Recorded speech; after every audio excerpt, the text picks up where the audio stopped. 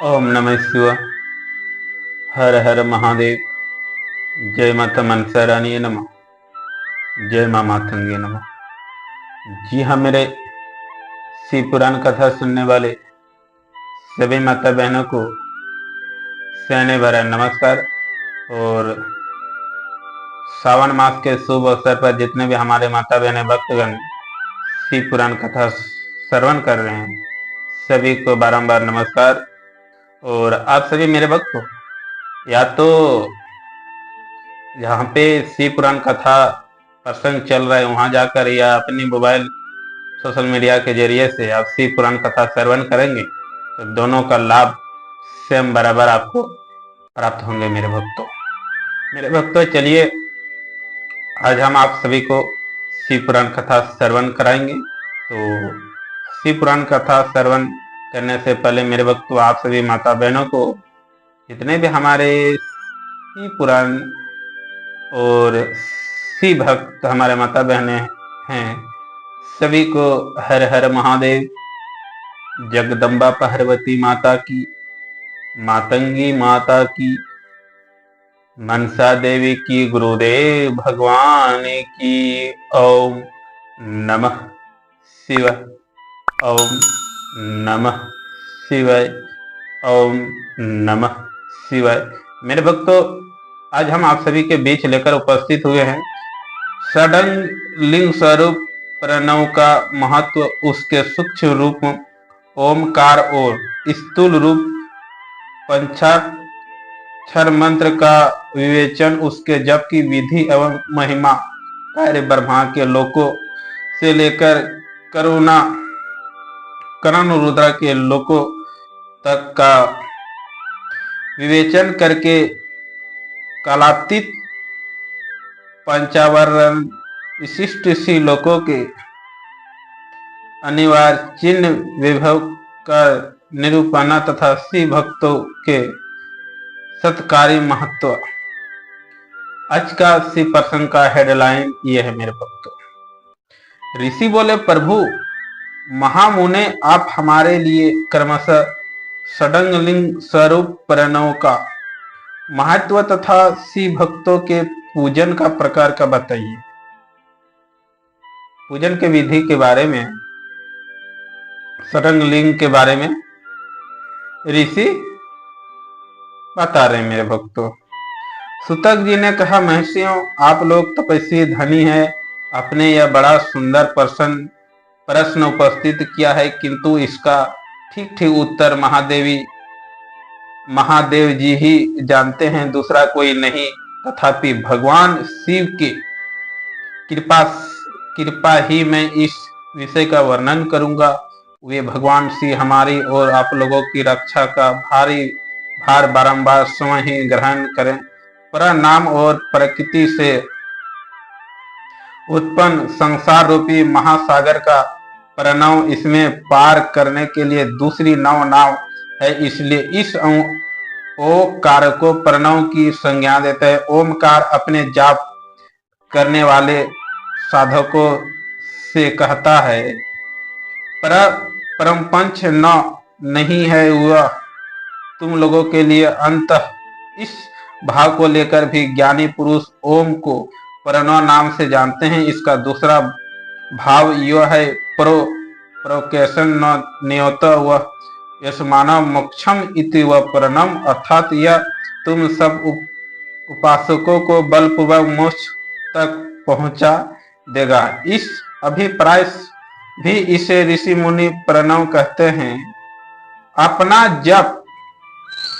जप मेरे भक्तों करने वाले योगी के तथा अपने मंत्र की पूजा करने वाले उपासकों के समस्त कर्मों का नाश करके यह दिव्य नूतन ज्ञान देता है, और इसलिए भी इसका नाम प्रणव है। और उन माया रहित महेश्वर को ही नव अर्थात नूतन कहते हैं। वे परमात्मा प्रकृष्ट रूप से नव अर्थात शुद्ध रूप है, इसलिए प्रणव कहलाते हैं। प्रणव साधकों को नव अर्थात नवीन स्वरूप कर देता है, इसलिए भी विद्वान पुरुष उसे प्रणव के नाम से जानते हैं, अर्थात अथवा प्रकृष्ट रूप से नव दिव्य परमात्मा प्रकट करता है, इसलिए वह प्रणव है। प्रणव दो भेद बताए गए। प्रणव कितने भेद बताए गए? प्रणव दो भेद बताया गया है मेरे भक्तों। प्रणव स्थूल और सूक्ष्म। एक अक्षर रूप जो ओम है उसे सूक्ष्म प्रणव जानना चाहिए। और नमः नमः शिवाय, इस 5 अक्षर वाले नमः, इसमें 5 अक्षर होता है। नमः शिवाय, न म 2 हो गया, और इधर शिवाय स व और य, तो 5 अक्षर का नाम नमः शिवाय। इस 5 अक्षर वाले मंत्रों को स्थूल प्रणव समझना चाहिए। जिसमें 5 अक्षर वाले व्यक्ति नहीं, वह सूक्ष्म, और जिसमें 5 अक्षरों का स्पष्ट रूप से वक्त है वह स्थूल। जीवन मुक्त पुरुष के लिए सूक्ष्म प्रणव के जप का विधान है, वही उसके लिए समस्त साधनों का सार है। यद्यपि जीवन मुक्त के लिए किसी साधन की आवश्यकता नहीं है, क्योंकि वह सिद्ध रूपी है। तथापि दूसरों की दृष्टि में जब तक उसका शरीर रहता है तब तक उसके द्वारा प्रणव जप की सहज साधना स्वतः होती रहती है। वह अपनी देह का विलय होने तक सूक्ष्म प्रणव मंत्र जप और उसके अर्थभूत परमात्म तत्व का अनुसाधन करता रहता है। जब शरीर नष्ट हो जाता है तब वह पूर्ण ब्रह्म रूप शिव को प्राप्त कर लेता है। मेरे भक्तों देखिए नमः शिवाय का कितना महत्व है मेरे भक्तों।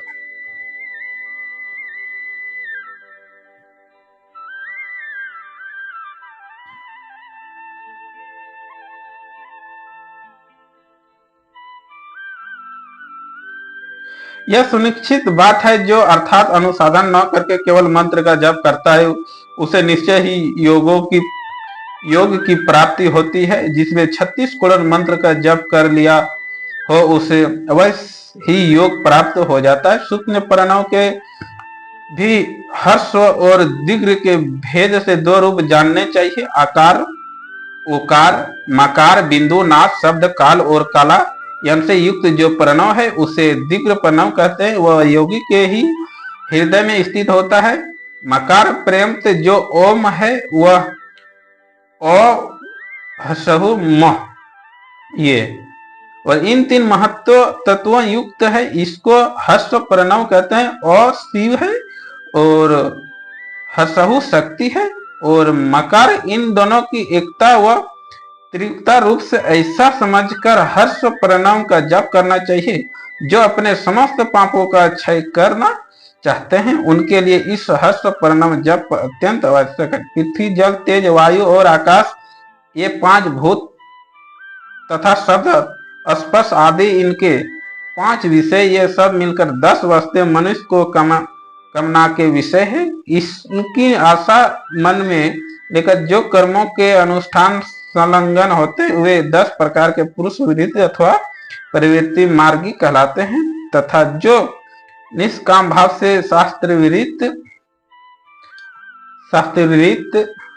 कर्मों का अनुष्ठान करते हैं वे निर्वित अथवा निवृत्त मार्गी कहे गए हैं।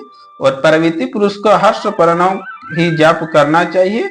और निवृत्त पुरुष को दीर्घ प्रणव तथा अन्य मंत्रों के आदि में इच्छानुसार शब्द और कला से युक्त प्रणव उच्चारण करना चाहिए। वेद के आदि में और दोनों संध्याओं की उपासना के समय भी ओंकार का उच्चारण करना चाहिए। प्रणव 9 करोड़ जप करने से मनुष्य शुद्ध हो जाता है। फिर 9 करोड़ का जप करने से वह पृथ्वी तत्व पर विजय पा लेता है मेरे भक्तों। तत्पश्चात पुनः 9 करोड़ का जप करके वह जल तत्व का जीत लेता है। पुनः 9 करोड़ जप से अग्नि तत्व पर विजय पाता है।